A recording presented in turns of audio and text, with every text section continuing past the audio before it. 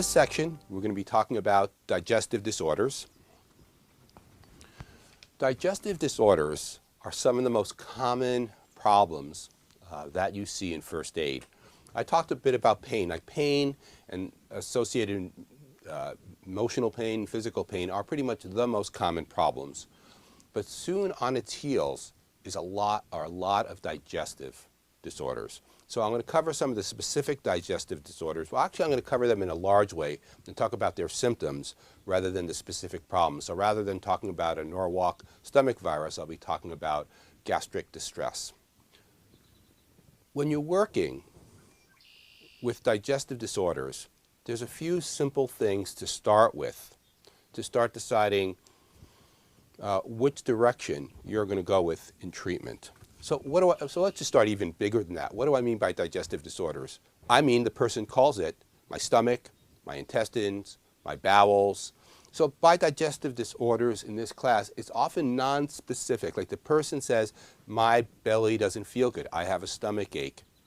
And so it could be anything in that realm. So initially, it's often just somebody telling you this doesn't feel good, or I have diarrhea, or I'm vomiting, or my belly hurts. So within that realm, we're going to start with the big question, and then we're going to start working our way down.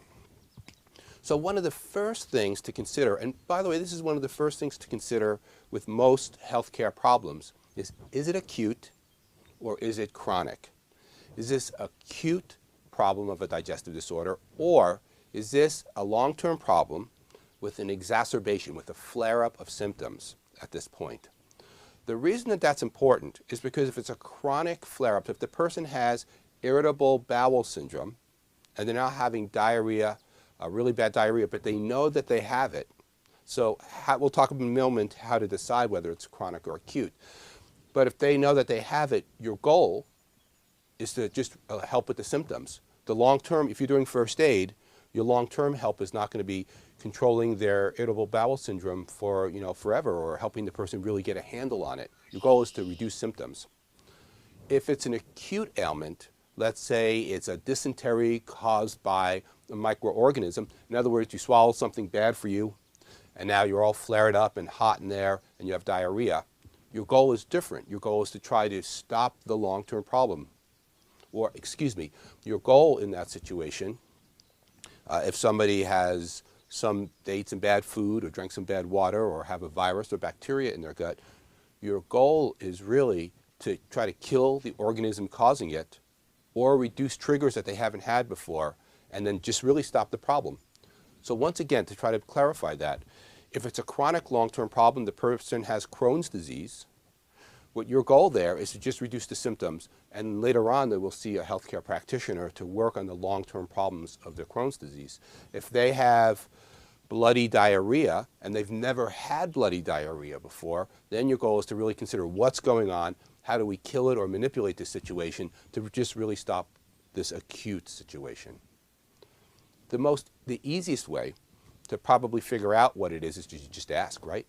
You just say, have you ever had this problem before? Don't forget to ask obvious questions when you're working with patients. And one of the obvious questions to ask is, they come in and say, I have bloody diarrhea. I'm going to move forward in this, but I want to take a back step here. When somebody says, I have bloody diarrhea, your face should reflect interest and maybe a little concern. But what I notice is a lot of times things really like bloody diarrhea, people just have all kinds of disgusted look, on their face, or they look like, oh, well, bloody diarrhea, that's horrible. That does nothing to help the patient, right? So I mean, initially, if you have a little bit of extra concern on your face, oh, bloody diarrhea, that can be a problem. That's all right, but get past it. Don't have your face make the patient feel worse. So this is just an important practitioner protocol. Somebody says, I have bloody diarrhea, and you go, oh, I'm sorry about that. That doesn't sound very good. Let's work with it. So it's not a poker face, right? It's not like stiff face. It's a concerned face, but it's also not an exaggerated, like that sounds terrible face.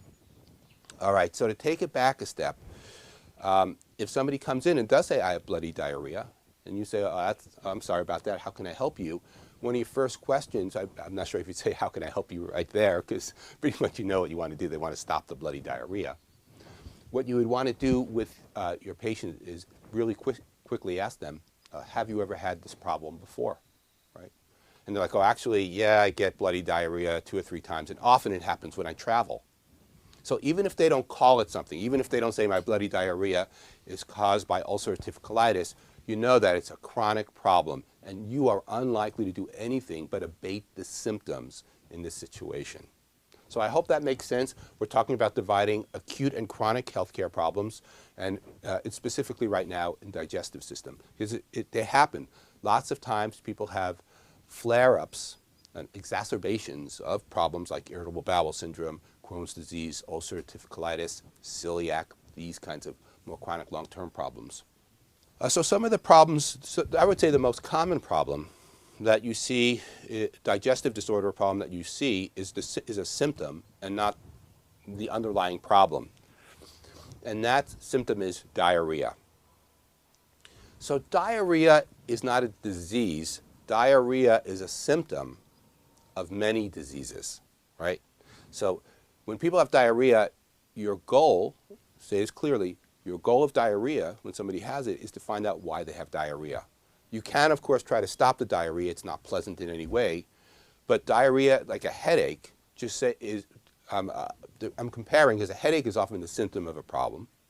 And diarrhea is often a symptom of a problem, not the problem itself, though stopping it sometimes will stop the problem. So to quickly define diarrhea here, it just means frequent and excessive bowel movements. You are pooping your brains out, really, right? And so it's just much more stool than you're used to coming out. It's very often liquidy, but consistency is not always the factor. So the factors are often things like urgency. In digestive problems, urgency becomes a crucial factor. Urgency means when you have to have a bowel movement, you have to have it there, and you might not hold it back. You might have an accident in your pants, right? I mean, you might not be able to wait long enough. So that kind of urgency is often a part of diarrhea. But really, diarrhea just means excessive, frequent, often watery bowel evacuations. It has many causes, and as I've mentioned very recently, your goal is to try to figure out the causes when possible. Often, by the way, without lab tests. Lab tests will sometimes tell you the organism creating the diarrhea, if in fact it is an organism. Another not really quite comic, another common problem, digestive disorder, is constipation. Sometimes they go back and forth, they alternate, diarrhea, constipation, something with irritable bowel syndrome, you have that. But constipation is another problem, though honestly in general, it's much more uncomfortable, it could do harm. We're going to talk about how diarrhea is really something you have to consider, especially with vomiting. Constipation is something that's important to treat, but diarrhea in the triage scale, once again, diarrhea, especially with vomiting, is actually can be a medical emergency. So constipation is another aspect. And then there's all, with diarrhea, with constipation, you have a whole set of other symptoms associated with digestive disorders. Abdominal pain, belching, farting, excessive gas, heartburn. So malabsorption of food, that's a big problem. Actually, malabsorption becomes a crucial problem if diarrhea is persistent for a long time. So I guess what I'm saying is, well, there's just many symptoms associated. There'll be a list of these symptoms, but a lot of you will know them.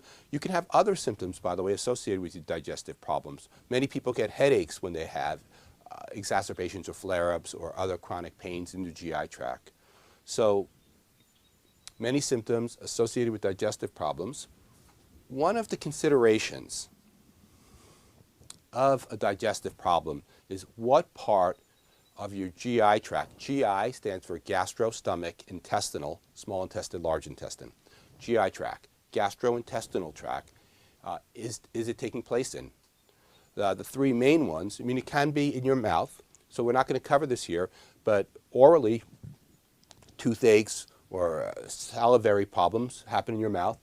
The esophagus can have problems. Generally, one of the big problems there is heartburn with with acids moving from the stomach into the esophagus. And then a lot of the problems that we'll be working with at first aid happen in the stomach, the small intestine, and the large intestine. One of your goals, this is something to study on another time, one of your goals is try to figure out, is it a stomach problem, small intestine, or large intestine? And the reason that you're going to try to figure it out, the large intestine, by the way, is commonly called the colon. The reason you want to figure it out is because they do different things in the body, and sometimes different herbs work differently on them, particularly separating the stomach from the small intestine and the colon, the large intestine. One of the ways to know which it might be has to do with transit time. So if a problem emerges right after you eat, it's often your stomach. Most food is going to stay in the stomach anywhere between 2-4 hours. So there's lots of numbers associated. Some people, depending what you ate, if you have more fats in your meal, it's going to take longer to get through the stomach. If you have just sugar in your meal, it's going to go quicker through your stomach. So emptying time and gastric movement is a play in here. But I want to say that if you eat food and it hurts right away, it's a good chance that it's your stomach, which, by the way, is all the way up here. So if people are holding themselves down here, that tends to be intestinal. It could be muscular as well. But your stomach sits right up over in here, right after your ribs, and you have your diaphragm coming up over here, and here sits the stomach. So after that, it gets harder to tell whether it's small intestine or large intestine. Food is going to sit in your small intestine for a while, a couple hours, and then food might sit in your large intestine for many hours. But the first separation is, if it happens right after you eat, it's a good chance that it's a gastric or stomach problem. An important factor when considering digestive problems is understanding this basic concept. You have as many neurons are nerve cells, you have as many neurons in your GI tract as you do in your brain. The GI tract is loaded. In fact, you have more serotonin in your GI tract than you have in your brain. Right? It's just your GI tract, meaning, mouth and stomach, and really stomach, small intestine, and large intestine, a lot of nerves are in there. The reason that that's important, all this nervous tissue in there, the reason it exists is to do this fundamentally important aspect, which is keep food moving and absorb nutrients. I mean, when you think about the GI tract, the simplest way to think about it is you have a hole in your body. You have a tube in your body, right? So the tube starts in your mouth, or the hole starts in your mouth and ends at your anus. And what you basically have is a set of open tubes and organs with lumens in them, with spaces in them, and food is basically going to go in your mouth, go in your esophagus. So what you're going to do is you're going to put outside substances, exogenous substances, you're going to put it in your mouth, and then everything else's job starts into play. So one of the mouth's main jobs is just break the food up, right? We're going to come to the brain in a second because it's going to be important. So the mouth's job, break it up. The esophagus, pretty simple. Get it from the mouth through the region you don't want any food going into, around your hearts and lungs, your thorax. And then the food's going to go into your stomach. One of your stomach's main jobs is just kill stuff on it. It's very modern to have more sterile foods. Like supermarket foods often don't have contagions and contaminants. They might have a kind of crazy stuff, xenoestrogens and DDT. Well, not DDT here, but they might have pesticides on them, right? But your stomach's job is, the reason the stomach has hours to work on your food is to churn and churn and churn, and to put acid on it, hydrochloric acid. It's an acid vat in there, and it's going to try to kill stuff. So one of the main goals of the stomach is to kill these exogenous substances, this food, this plant that you ate, this meat that you ate. And then the small intestine's job is to take that broken down food and to absorb the nutrients. So in the small intestine, that's where major amounts of your absorption of food. Absorption means it goes from the lumen, the inside part, actually into your body proper, where it can be processed. So this is going to be a super basic physiology. There's much, much more to it, and I suggest learning about it. Once again, on YouTube and other places on the internet, you can see some great videos. I like the animated videos of these things. So small intestine, absorption of food, that means taking those nutrients and actually pulling them into your body, the proteins, sugars, and fats. And then your large intestine is going to work down the rest of it and break it up, extract any other smaller amounts of nutrients, not as much as the small intestine, and it's going to kind of play with the water level in your feces. So what you have are 3 different sections of this, and they do different things. So if you have stomach problems and you don't make proper acid, you might not kill organisms. In the small intestine, if you have problems there, what's going to happen is you're going to have malabsorption of food. If in your large intestine you have, let's say, inflammation, it's going to not play well with the water, and you can have very watery evacuation of your stools. So I want to say it even just the same thing, but it's simple. So basically, you're putting this stuff. It's not you. You are putting this stuff in your body. You are putting some broccoli in your body, or you're picking some wild plant and you're eating it. And your digestive tract's job is to kill anything on it that shouldn't be on it, that you don't want to absorb it, to work up the rest of the waste, and to excrete it while absorbing maximum amount of nutrients from it. So that's your GI tract. So your problems will affect each different segment of them somewhat. Many of the problems affect specific areas of the GI tract, so it's important to understand which ones. And I've probably said that 6 or 7 times. So I'm going to talk about a slightly different part of your GI tract. It's not really. It's your brain and your nervous system. So as I started saying a short while ago, you have as much nervous system tissue to make this fundamentally important thing happen in your GI tract, to keep it moving, to make sure your body's aware of what's going through the lumen. But also, your brain and your GI tract talk to each other pretty regularly. And what I mean by that is like hunger signals and satiation signals, right? It's your brain that's going to say you're full. It's your brain that's going to say you're hungry, having to do with communication between some of the hormones that the GI tract releases. All right. So your brain is a part of your GI tract, smelling food, tasting food, salivating because you appreciate the smell of the food.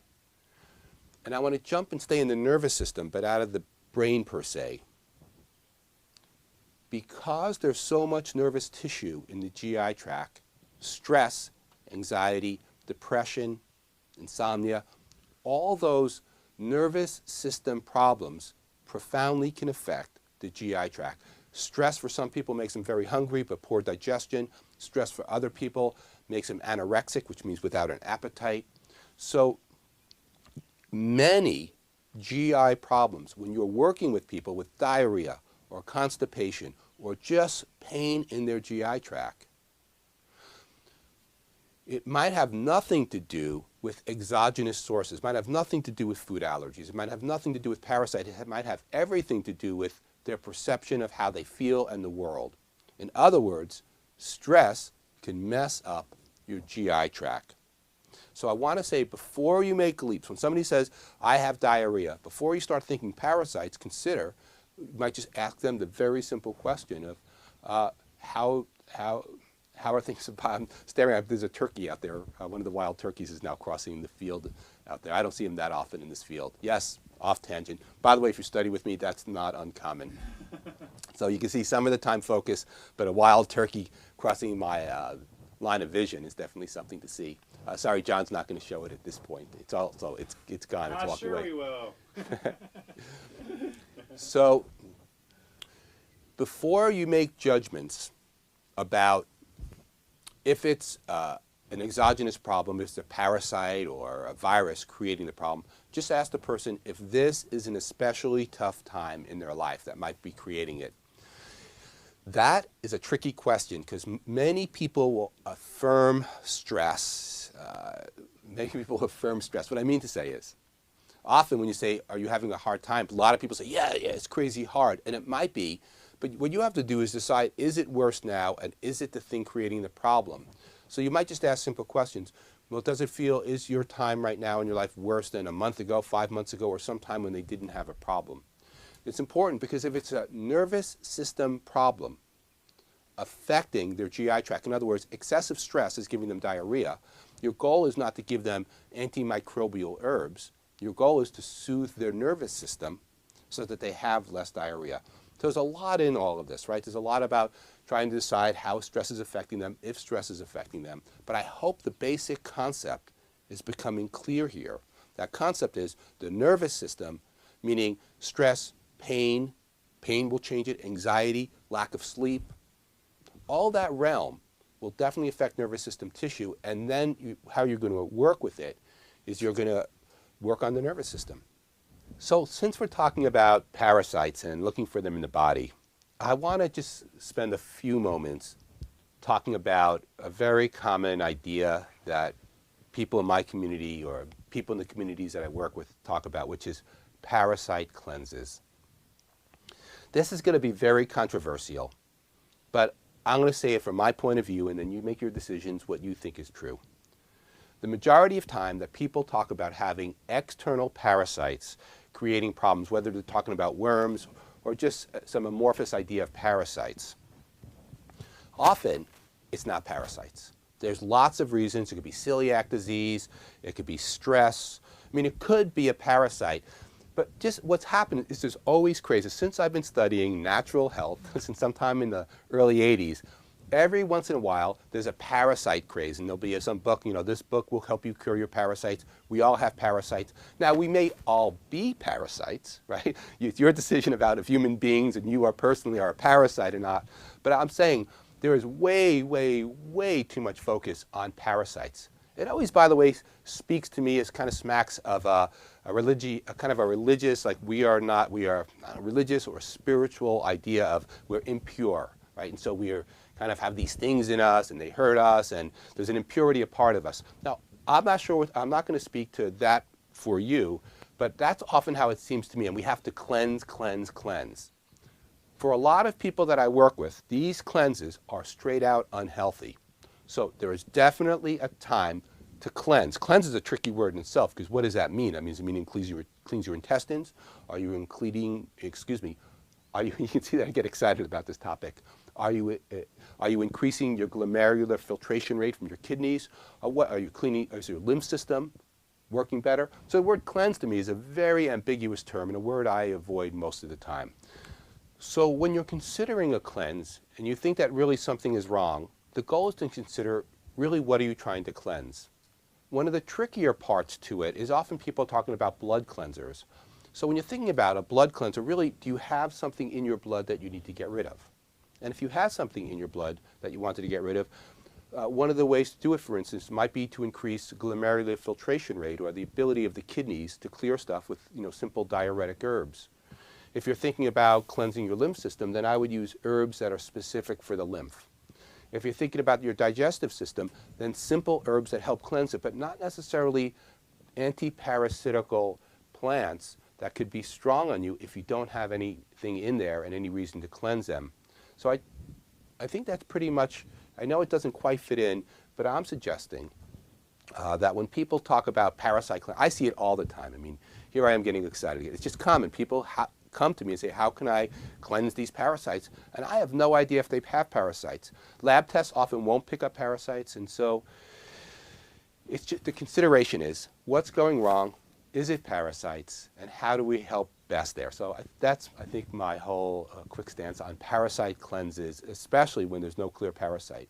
Sometimes, by the way, I definitely work with people with lots of different parasites, especially if they've drank raw water or they've been to places where they're unused to the bacteria. All right, so back on to some of the digestive disorders. So what I'd like to talk about now is diarrhea. Hopefully you're having breakfast right now, maybe some hash browns with some ketchup on them and some eggs mixed in, and you can just consider diarrhea for a moment. One of the things, by the way, that happens in first aid work is I've automatically learned to shut my nose off, because in lots of situations, because first aid stations often don't smell well. And the other thing is, I can eat, because it's not always, in the situations, this won't be true for most of you, but for me, doing first aid, sometimes, like when food comes, I want to eat it, and I might be seeing a patient, and they might be talking about diarrhea. And I think that for some of us, it just gets easier over time to eat and listen. Though, I'd much rather, I've just mentioned talking about stress affecting the digestive tract. And so really somebody just talking about some, bloody flux that they have. Bloody flux, by the way, is the old name for dysentery. And while I'm eating my ketchup on eggs. All right, so back to diarrhea. John, by the way, is making all kinds of faces. I'm not sure he's up to this yet. You may be too. So diarrhea is probably the most common symptom that I see as a digestive disorder. Maybe it's on par with just stomach pains, what people call stomach aches, which could be anywhere in the digestive tract. Diarrhea, as I described before, all it really means is excessive, frequent bowel stools, bowel habits or stools. So it means that you're pooping much more than regular, and often, often there's more of it coming out of you, and very frequently it's much more watery. So there's two ways I'm going to divide diarrhea here. The first is just diarrhea, meaning just lots of quick evacuative, urgent stools, and then diarrhea with vomiting, because that's a much more important consideration. Just to say it, diarrhea and vomiting together kill tens of thousands of people in the world a year. Tens of thousands of people die. Often it goes under the rubric of dysentery. But just diarrhea itself can be very hazardous. But as we'll talk about, it is more limiting, and usually in its path of destruction, the path of harm that it can do. So diarrhea, it's one of the main symptoms of a number of problems.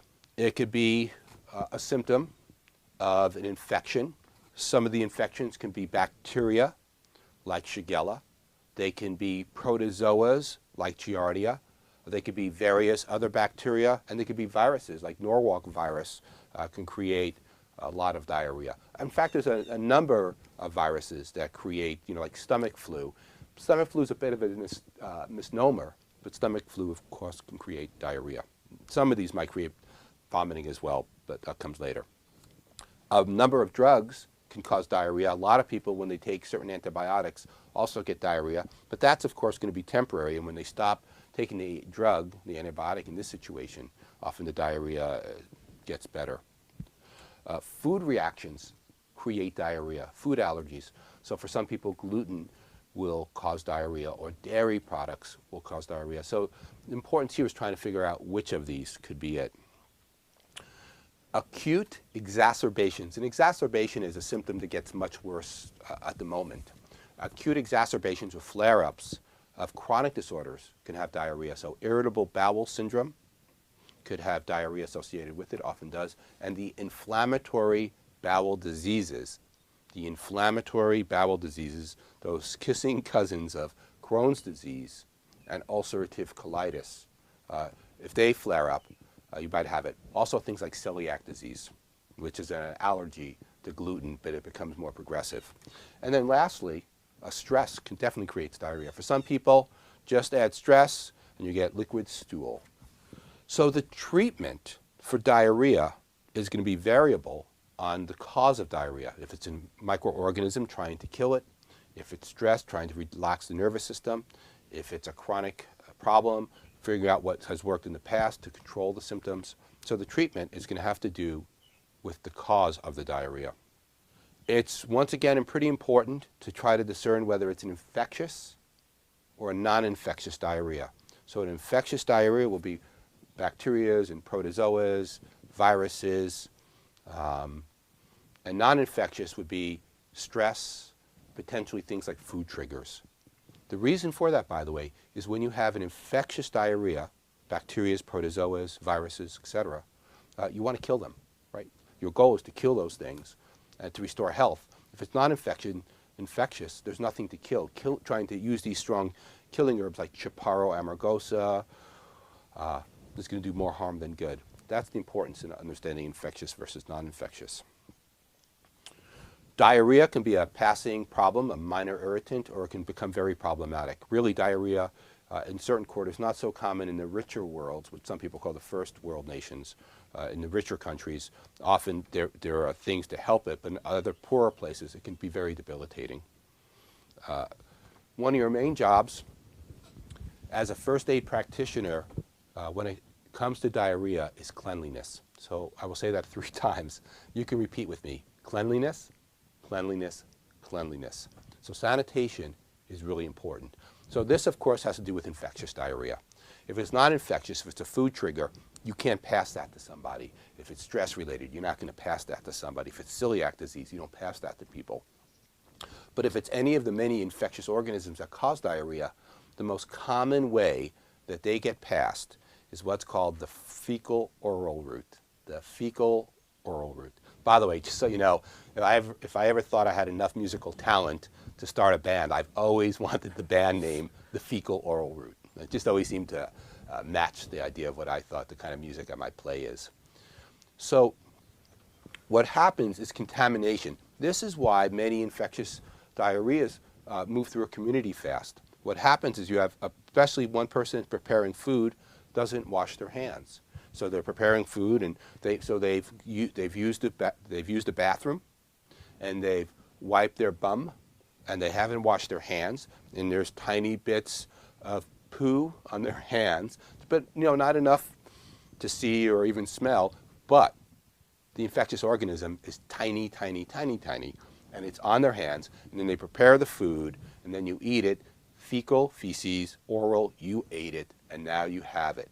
But actually just coming into physical contact, like shaking hands with somebody where you haven't washed your hands, and then when they eat food, they can pass it to themselves. Really, in a number of these infectious diarrheas, tiny amounts of the infectious material is all you need to start the infection for the next person. So it's just really a matter of constantly washing your hands after you have a bowel movement. And you wash your hands. You don't need very strong medicines, but you do need soap. The reason you need soap is it works as a surfactant. So basically what soap is going to do is going to really get everything off. I mean, it's just a simple thing, is use soap and water and scrub well. So when you're going to use soap and water in this situation, it's a lot of this. In between your fingers, this. You want to make sure there's no feces anywhere, right? You can use antimicrobial sprays. You can use those antimicrobial soaps. But what you really need is lots of water and soap.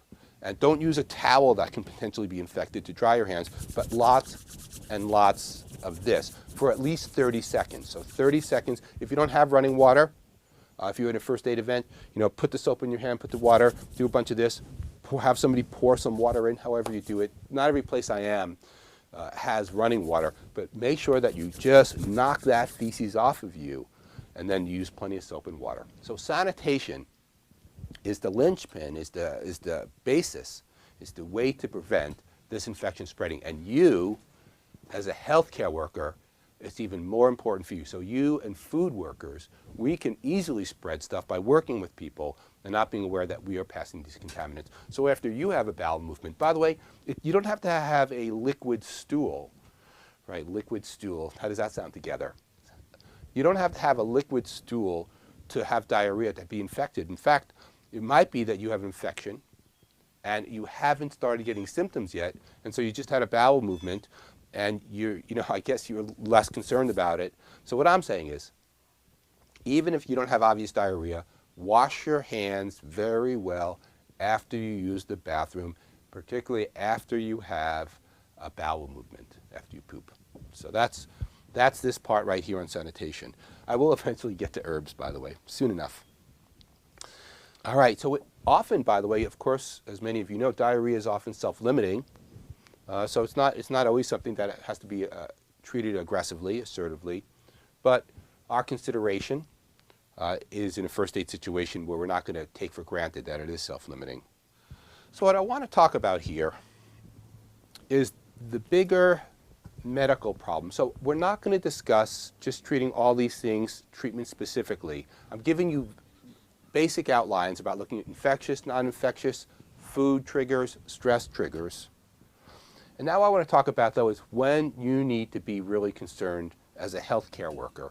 When you need to be concerned as a healthcare worker, or just a concerned person, is when you have vomiting and diarrhea together. Vomiting and diarrhea together. Here's why. When you have diarrhea, you're basically having excessive water loss, right? Every time you have a bowel movement, your stools aren't formed, but not only are they not formed, but often they're very watery. The reason they're very watery is that you are not absorbing water well in your GI tract, or your intestines are having more water release, your large intestines here.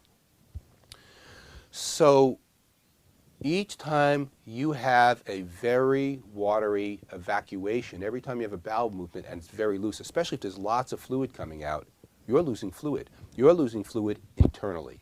So the way to replace that is simple, right? You drink. So if you have really bad diarrhea and you have a lot of water loss in your diarrhea, you can just keep replenishing by the most obvious route, which is drinking water. When you have vomiting and diarrhea, you've just negated that whole complex and you've just entered a potentially serious situation. So really, the question here is, or the focus is, if you have diarrhea and vomiting at the same time, you have a certain amount of time to treat the person before going for medical help. When you have diarrhea, it's not just a matter of water loss. So you're having diarrhea, you're losing food that's now in a kind of liquid form and a lot of water coming out. The other thing that's coming out are essential minerals and salts that are necessary for cell health. So not only is it water, but you're losing sodium, potassium, and other electrolytes, other necessary ingredients to your body's health. If you keep losing water and you keep losing these electrolytes being essential elements to keeping general cell health, you're going to start to show nervous system problems, everything, really, without being specific. There's going to be a big downfall of your health, and many of your tissues will underfunction, right? Especially starting with your nervous system, since it's primarily one of its main sources of how the nervous system functions is on sodium and potassium, right? So when you start to have an imbalance of those two, you can start to have some nervous system problems. And nervous system problems affect the rest of your body. So you start to see a lot of malaise, for instance, a lot of tiredness and lethargy associated with excessive water loss here. Basically what's happening is you're dehydrating. So if you just have diarrhea, as I said, if you just have diarrhea and you have this water loss, you can replace it. So you can replace it with water, and you can replace it, of course, with what are called rehydration fluids. There's a lot of great sources to learn rehydration fluids.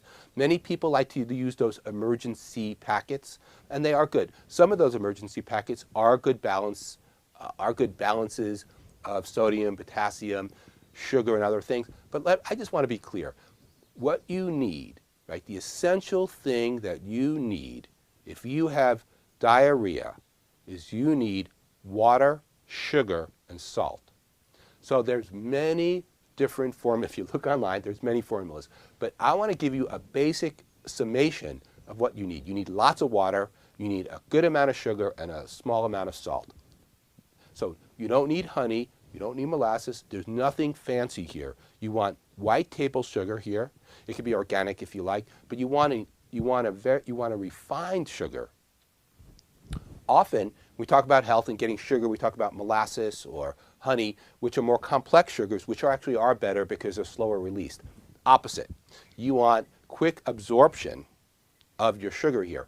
So your classic formula, rehydration fluid, is not emergency or not something that you bought, though those are helpful. Sometimes they have other things that this won't.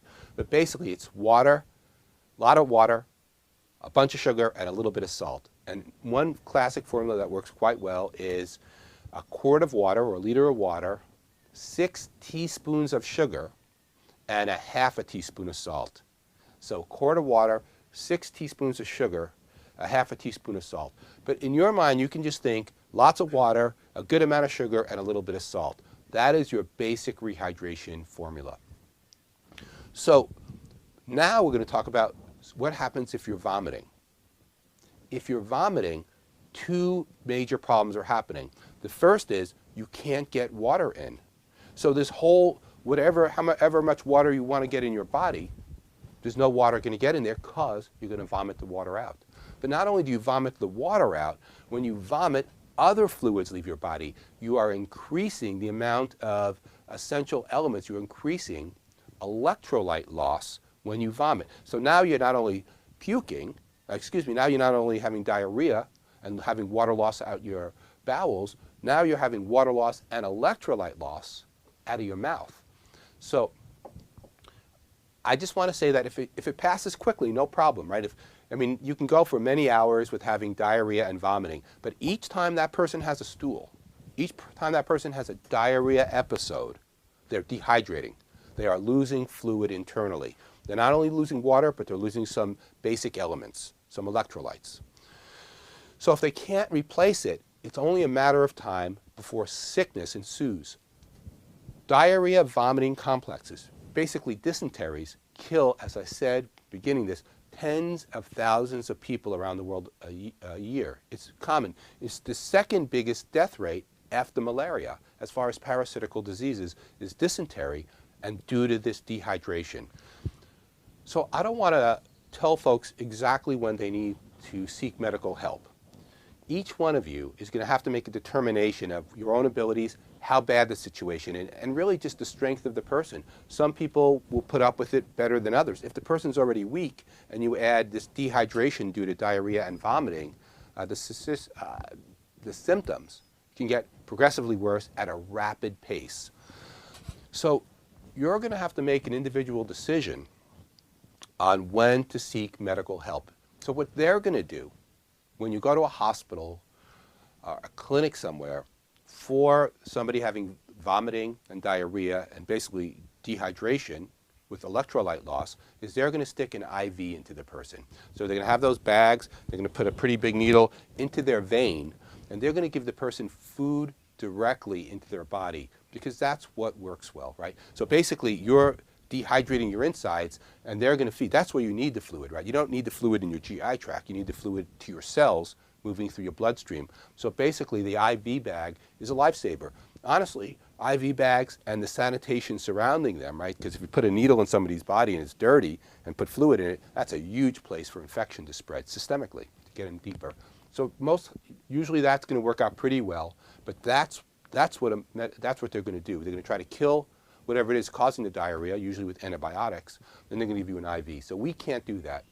So at one point, you're going to have to make the determination if the person can't drink anything and they have diarrhea, when you need to seek medical help. So that's the wrap on diarrhea and vomiting. I'm going to talk about how to treat many people here, but I just want that to be the awareness. When you have fluid loss and you can't put fluids back in, a problem will ensue pretty quickly unless you know what to do. I'm going to take a